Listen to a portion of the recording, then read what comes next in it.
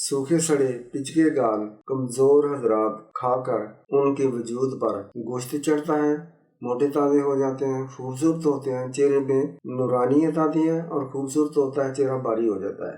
RBCs WBCs की कमी दूर हो जाती है। ये नुस्खा हमारे खानदानी नुस्खा जात में से एक नुस्खा है।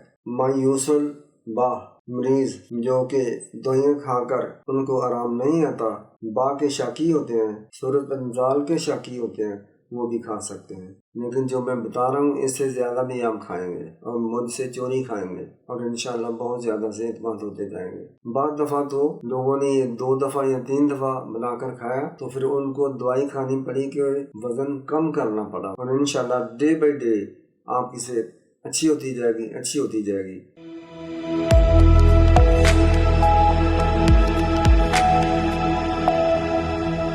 बिस्मिल्लाहिर्रहमानिर्रहीम। अस्सलाम वालेकुम व्यूअर्स, आज मैं आपको एक हलवा बनाने की तरकीब बताता हूँ जो कि मुसम्मन बदन है। मुसम्मन बदन वो चीज़, वो नुस्खा होता है जिससे खाने से बदन सूखे सड़े पिचके गाल कमज़ोर हजरात खाकर उनके वजूद पर गोश्त चढ़ता है, मोटे ताज़े हो जाते हैं, खूबसूरत होते हैं, चेहरे में नूरानियत आती है और खूबसूरत होता है, चेहरा भारी हो जाता है। RBCs WBCs की कमी दूर हो जाती है। ये नुस्खा हमारे खानदानी नुस्खा जात में से एक नुस्खा है।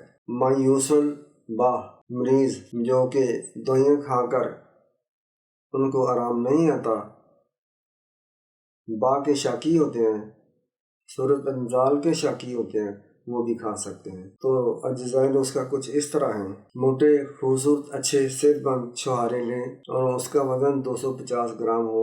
100 ग्राम आपने मगज़ बादाम लेने हैं, 100 ग्राम मगज़ पिस्ता और 100 ग्राम मगज़ अखरोट। भुने हुए चने जिनके ऊपर से छिलका उतार दिया गया हो 250 ग्राम लेने हैं। निशास्ता गंदम 1 पाव 250 ग्राम। रोगने ज़र्द यानी कि गाय का घी हो जाए चाहे भैंस का घी हो जाए, खालिस हो, आध सेर होगा 500 ग्राम। दूध खालिस हो, भैंस का हो जाए गाय का हो जाए, ये आपने 5 लीटर लेना है। चीनी 1 किलो। अब तरकीब इसकी ये है कि दूध में छुहारे टुकड़े करके बर्तन में डालें, नीचे धीमी आग जलाएं और इसको हिलाते रहें। जब दूध गाढ़ा हो जाए छुहारों को निकालें और इनको पीस लें और फिर इसी दूध में शामिल करके आग पर चढ़ाएं और हल्की आंच देते रहें, इस तरह कि ये खोया सा बन जाए। अब जो निशास्ता है उसको घी में मिरियाँ करें। जब ये आटा सुर्खी माइल हो जाए तो चनों का आटा इसमें शामिल कर दें। फिर इसके साथ ही छुहारे डाल दें और इसको खूब भूनें। इतना भूनें यहाँ तक कि सुर्खी माइल हो जाए और खुशबू आने लगे।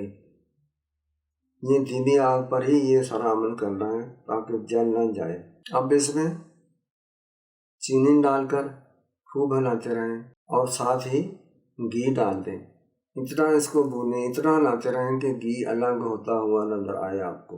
फिर उतार लें और तमाम मेवा जात जो मैंने बताए हैं मोटे मोटे किए हों, रगड़ाई की हो लेकिन ज़्यादा बारीक ना किए हो, इसमें डाल दें और हिलाते रहें और इसको ढाँप दें।